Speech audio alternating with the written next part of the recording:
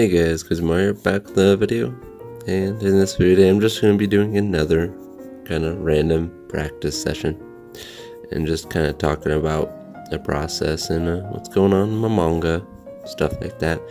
Seems like you guys have liked this a little bit. Like I said, I'm going to be going back and forth and maybe doing some of these and bringing back the fan art poster things that I've been doing, the collages, the splash pages. But yeah, so I started my storyboard, and so I'm on page 8 right now of my storyboard, and yeah, it's been a little difficult. It's always harder when you first start and you kind of gotta get in a flow. I do feel like I was slacking on reading enough manga to make my my mind's eye, my imagination, getting my imagination used to visual storytelling through panels again. But I think I'll get back in the flow. I think also the other thing is the fact that you have so many possibilities that you can do for a scene. You can portray it in so many different ways, and that's what is taking a lot of the time. It's just kind of figuring out exactly what way to portray the scene, and I'm going through different methods in my head before really drawing it to figure out what I want the scene to be like. But yeah, it's taking a little bit longer than I would like, but it's moving along, it's chugging along. It's one of those things that I'm trying to make sure I do at least a little bit of work on every day, so that way at some point, just like the kind of splash pages we've been doing, before you know it, I have a whole splash page done when I'm doing it in a daily sketch video. Same goes for that. If I do 2-3 pages, storyboard pages a day, before I know it, I'll have the chapter storyboarded completely, and I'll be like, woo, type of thing. So, also, I'm not sure if I said this in the last video, but I did end up making 44 pages of the storyboard for this first chapter. So I made 44 pages for it. When I say made, I kind of have a box-in method that I use to make it more accurate to the actual pages, for measurements I made a long time ago. And so that's one of the things I do. And yeah, I made 44 pages of it. I don't know if it's going to be more than that. Based on my writing, it could be more than that. But we'll see. It's funny because when rereading what I wrote, I almost forgot that I wrote some of the stuff that I did. And I was like, oh yeah, I didn't remember I wrote this scene in here. It was kind of weird. Also, it's been a little chilly lately where I'm at. And funny thing is, the apartments I live in, they don't give you the option for heat and air conditioning at the same time. So it's either heater or air conditioning. So since it was getting warmer, they decided to turn on the air conditioning, and apparently it's a whole process. So all of a sudden it got cold out of nowhere, and now we don't have a heater. So it's pretty chilly in my apartment. Got a little jacket on. I do have a space heater, so not freezing or anything. But that was worth mentioning. Though I do like the cold weather. I do like it. also, one of my more so official illustrations for Bounty's Gate is going to be coming out. I'm doing it for my Patreons, and but before I release it to the public completely, I do want to make sure I have a logo to put on it. So that's another thing I'm going to have to start working on, is a Bounty's Gate logo. I don't think I'm going to go completely crazy with it. I learned that a lot of the time simple is better when it comes to these type of things, and we don't need to make logos super crazy. If you look at some of the cooler ones, or just from the most popular series, Bleach's isn't too crazy, although it is one of the higher detailed ones, along with One Piece's is pretty intricate in its own sort of way. It's still pretty simple all in all, but it's intricate in its own way. And then we also have Naruto's is actually relatively simple. And then we have My Hero Academia's. My Hero Academia's is simple. It's just 3D lettering, really, with a specific type of font. And Noragami's pretty simple. Not all the ones I'm mentioning are shonen, as I mentioned Noragami, but Hunter x Hunter's is pretty simple. But yeah, like, I'm not really thinking about going too crazy with it. Plus, I'm not like some sort of graphic designer or anything. I'm going to be doing it on my own.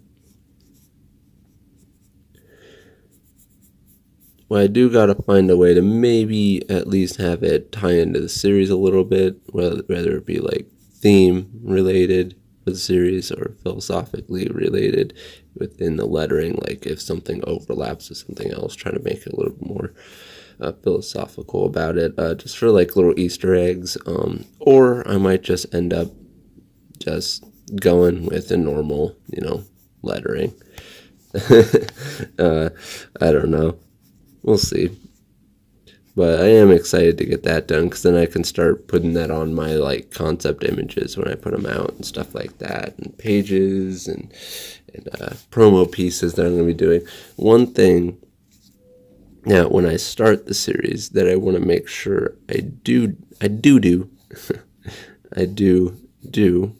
is a lot of promo images.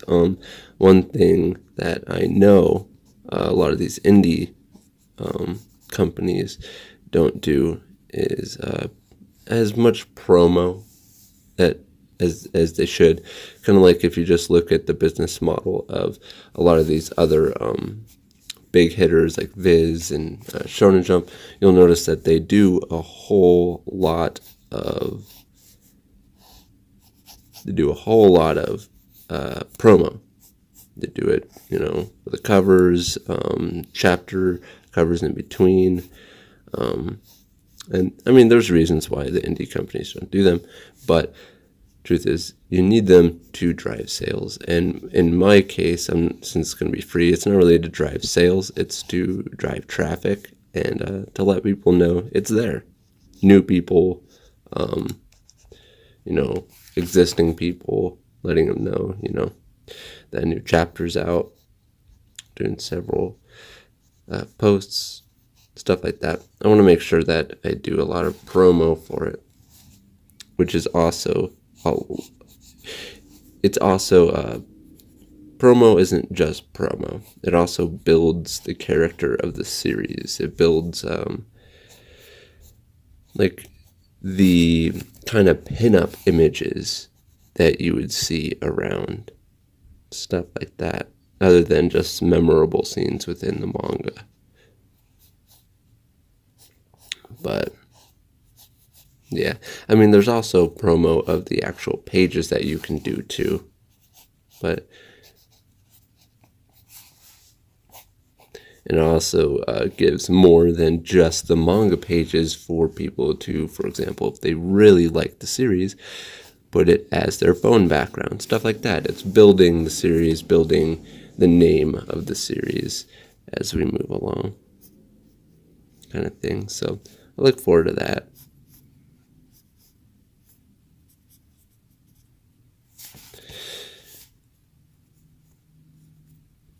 What else to talk about? So it's funny because this is a more so podcast-esque format, what I'm doing right now, for sure, compared to the other ones. The other ones were very podcast-like, but this one is definitely more podcast-like and subject-based. And it would be fun to do more subject-based videos on this channel. I say a lot, and I am aware of it.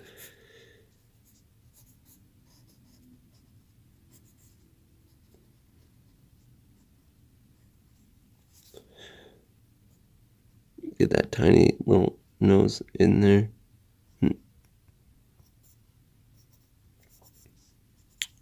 But I am looking forward to finishing this storyboard and moving on to final pages. Although I do know I do have a double page spread in the beginning of it, so it's one of those things that I look at. I'm like, oh no, this is gonna be super hard to draw.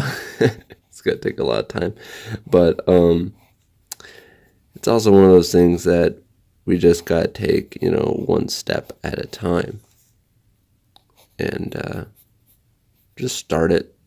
And before you know it, you'll be at a point where you're like, oh, I'm almost done with this page, Start with bottom up. That's why it's good to have the fundamentals, because at least with big panels like that, I know it's going to be a lot of work, but if I start with the fundamentals and like perspective and stuff, and I start drawing in like shapes and how I want the background to look, and slowly start drawing in people into the background. It's one of those things where, eventually you're going to have the whole rough sketch done, and then you're like, okay, now I have the whole structure of this background. It's not going to be nearly as hard. And then once you start inking and putting in the details and stuff, you're like, oh, okay, now I'm almost done with this. And it's an experience I've gone through with like a lot of my pages, my manga pages, where it might become overwhelming that you have to do all this stuff. And the same thing goes for practicing too, though. If it's a pose, you start off with the skeleton, and then not legitimately the skeleton, but the base structure of something. And if it's not working, you rework that base structure. You obviously don't want to go into finalized shading to begin with. But yeah, I think that's gonna pretty much wrap up this video. Hope you guys liked another one of these sketchbook practice videos of mine. Just a little fun. I don't know. And now, guys, Kuzumari here. Yeah. And just in case for those of you who are wondering, yes, I've had some people ask me. This is Kuzumari from the Kuzumari channel. This is just my raw content channel. But in any case, hope you guys are having a great day. I guess I'll do that outro, because that was the end of the outro that I just said. I'd like to thank my Patreons. You guys are the best pencil nobbies there are. And in any case, if you guys like this video, please hit that thumbs up button. And if you're new to this channel, like what you see, please subscribe. Hit the bell icon to get notified when each video comes out. And that goes, guys. Hope you're having a great day. And I'll see you in the next video.